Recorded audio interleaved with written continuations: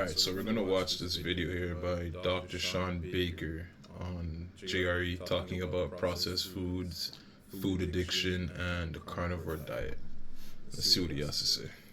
And I went to those guys, to the beef checkoff, and I said, hey, look, we want to spend a little bit of money to do a study on beef versus diabetes because we know the results are going to be. The people are going to have, they're going to go on an all-meat diet or a close to all-meat diet, and their diabetes is going to go away. It's simple, and it takes all the confusion out. Because whenever you do, you hear all these dietary studies, it's like, oh, but he was eating hamburgers and French fries, and there's all this confounder. Right. So it's like you can't really test it. I'm like, the perfect way to test if meat is healthy or not is to just put them on a damn carnivore diet and see what happens. It's the only way to test it. Because if you do an epidemiology study and you don't account for sugar, sugary drink, Coca-Cola, bread, pasta. Science, and guys like John Anitis, who's one of the most cited scientists in the world, has basically said, all this epidemiology we're doing, we're just wasting money. It's not telling us anything. This is all garbage. But they keep doing it over and over again because they generate headlines, the headlines they want.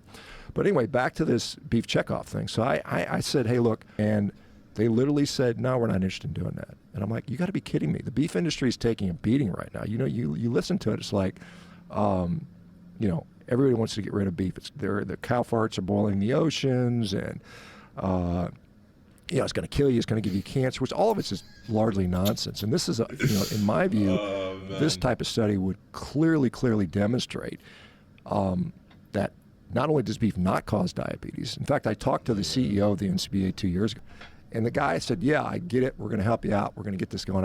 I heard nothing from these guys. So what I think is going on is the USDA kind of oversees all these checkoffs, and they just kind of say, look, you can't say that because we want to promote, because again, they have all these processed food lobbies, Nabisco and PepsiCo sitting on the, they're on the board, and they're like, if we promote this one food and people stop eating all this processed food, right? Mm-hmm. Then what are we going to do? We're going to lose a lot of money. You think about it, not that I'm advocating that everybody go on a carnivore diet, because I don't think it's necessary for one, but if you significantly cut back on all these people consuming all this garbage, $4.3 trillion a year on healthcare in this country, and what do we get for it? We got one of the sickest populations in the world. Our life expectancy is going down. Everybody's fat. Everybody's look to these epidemiology studies that don't take into account exactly what you're eating with the meat. Why is it meat that's always demonized? Well, I think for a number of reasons. One, if you go back to like dietetics in the beginning, like back in 1917, the American Dietetics Association was formed.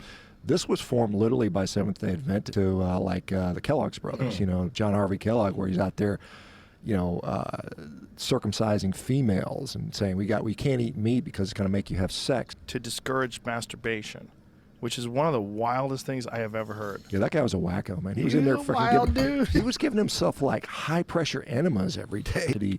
Like a super soaker on steroids thing. Are enemas bad for you? Because I've always wondered if your internal gut flora is important, and it is. People's got some problems with constipation. It could be helpful, but I don't think it's generally a healthy practice for most. But I know there's people that are like putting weird stuff up their butt, man. It's just kind of like I think it probably feels good. It might flushed out. It might. Well, it also makes you see everything come out of you, I guess. I've never done it, but apparently there's a tube, and they look at it. Oh, look, here's your problems. Yeah, it's kind of like this kind of gruel mix, and then it kind of like fills up their intestines, and they poop it all out, and they say that's clearing out all my intestines. I can't remember what they call it, but it's like there's these crazy videos where they're just pulling all this like gelatinous black stuff out of their butt, but it's like you just ate all that stuff. That's what's coming out. Oh, look, all the toxins. Yeah, exactly. You just ate that, stupid. Releasing the toxins, like when you're sweating, your body's regulating your heat temperature. Yeah, that's what's going on. You know what clears your toxins? Your fucking liver. Yeah. That's what that thing's for. Well, the other thing is with the smoothie thing is, my God, you're getting so much sugar, and you're getting it in a weird form. Yeah. If you're eating fruit smoothie, juices are very high in sugar. Before and we had get it in that blenders sort of and shit and liquid ways to, like, dose mash where it it just and goes mix it up. right into your fucking bloodstream and your just liver. eat it. That's You a have to lot of eat sugar, one man. by one, but Well, you think about it because Joe, you're out hunting all the time, and when you're going out and you're like, if I had to get food out here, what would I have available to eat? I can tell you what you wouldn't have all this processing.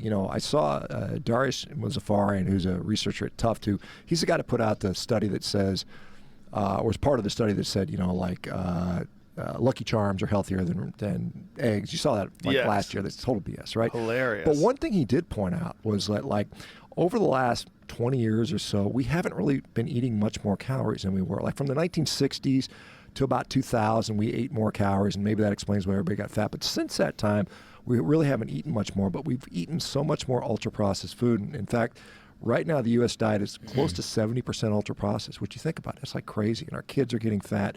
But one thing that's interesting is like, because you're talking about the microbiome, right, our gut flora.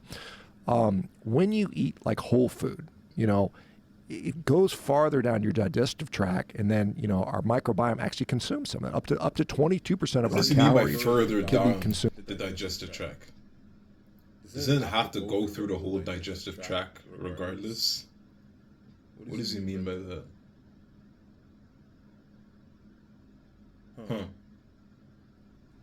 By our microbiome. But when you're just eating sugar, it goes straight in you. So those calories, your gut microbiome doesn't get any of that. So it's like you're absorbing more calories. So just by changing the quality of the food, you're changing how many calories you absorb. And that is what some people say is part of I get what he's saying. Obesity thing. But we know, like, for instance, here's another thing. USDA came out with a study, like, 3 months ago. 91% processed food diet is healthy. This is what they're pushing, trying to get us, because it's basically because there's starting to be backlash against ultra processed foods. I mean, like South America is starting to ban this stuff, which I think I'm not for banning food. I mean, I think that gets into freedom of choice. Just got to make sure you shouldn't. Just like you can still smoke if you want to. It's not the best for you, so you don't want to do that. Right? But at the same point, they're saying like this stuff is.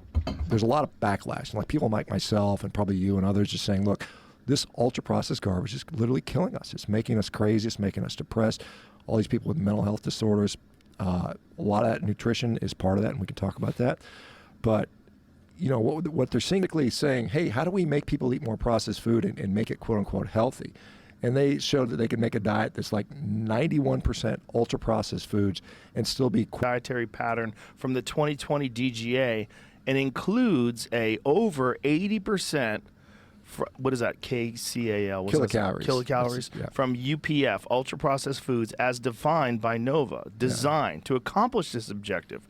We first developed a list of foods that fit NOVA criteria for UPF. Foods develop a what is that, 7D? What does that mean? 7 day. 7 day, 2,000 kilocalorie menu modeled on the My Pyramid sample menus, and assess this menu for nutrient content as well as for diet quality using the Healthy Eating Index. The results in the ultra-processed DGA menu that was created, 91% of the kilocalories were from ultra-processed food or NOVA Category 4. The HEI 215 score was, this menu provided adequate amounts of all macro and micronutrients except vitamin D, vitamin E, and choline. Conclusions. Healthy dietary patterns can include most of their energy from ultra-processed foods, still receive a high diet quality score, and contain the board of directors at Nabisco and PepsiCo. And so this is really, I think, what this is. It's positioning us as a society to accept that ultra-processed foods are our food. It's really human pet food. I mean, you see what happens to our pets. Yes. And everybody's fat, so we're going to say, well, it's still okay. If it's okay if you eat your human dog chow or your human chow, just keep doing that. Don't ask questions. And oh, by the way, here's an Ozempic shot or semaglutide shot. We'll give you further away kind you of get from the so food it's really, in its original it's form, almost the worse sinister it gets for you. It's very bizarre. It's very bizarre that this isn't challenged. And that shows you how captured our food industry really is. And to eat in nature. Yeah. Well, I mean, which is real food. I mean, my opinion on dietary guidelines, because we have a USDA that meets every 5 years. And by the way, so the USDA dietary guidelines panel, did you see there's a physician from Harvard named Fatima Stamford, right? And she went on 60 Minutes and said, obesity has nothing to do with diet. It has nothing to do with exercise. It's all disease and genetic, and there's nothing you can literally do. And she's our guidelines panel today. For this next one, when they're going to come up for the 2025 guidelines, all have financial ties to processed food companies. Yeah. Which, I mean, you think about it, it's just like, this is crazy. So wild. So if you go to like Brazil, like Brazil's dietary guidelines, or at least the ones they released a few years ago, it was like, here's what you should do. Cook at home. Don't eat processed foods, and eat with people around that you love. And that's their literally, that is their recommendation, which I think is better than our guidelines. Because, you know, I mean,